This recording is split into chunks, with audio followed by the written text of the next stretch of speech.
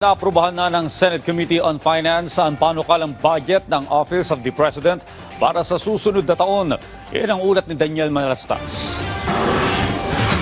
Mabilis na lumusod sa Senate Committee on Finance ang panukalang budget ng Office of the President para sa susunod na taon. Higit 10 billion pesos ang panukala. Personal na humarap sa mga senador si Executive Secretary Lucas Bersamin. Ayon kay Bersamin, pinahahalagahan ng Pangulong Ferdinand R. Marcos Jr. ang kooperasyon sa pagitan ng dalawang branch ng gobyerno.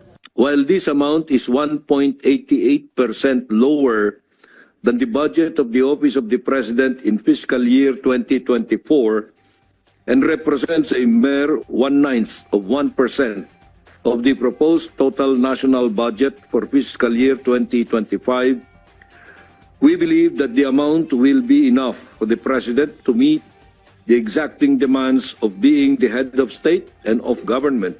Despite the reduction in the budget being proposed, rest assured, Your Honors, that the same will not affect the delivery of services of the President to our people. At dahil nga may umiiral na interparliamentary courtesy, ay hindi na pinahaba ng mga senador ang talakayan sa budget ng OP.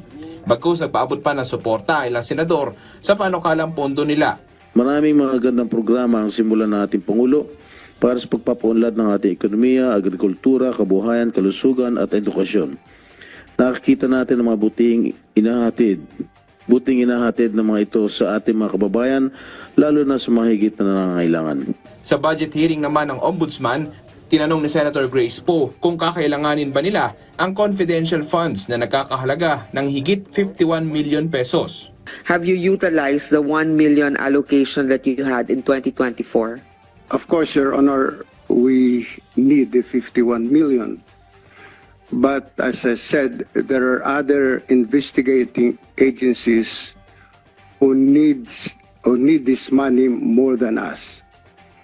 If you can give us the same amount that you gave us last year for 2024, the 1 million, that would be very sufficient for us, Your Honor. Bukod sa budget ng Office of the President at Ombudsman, lusot na rin sa committee level ang budget ng Commission on Audit.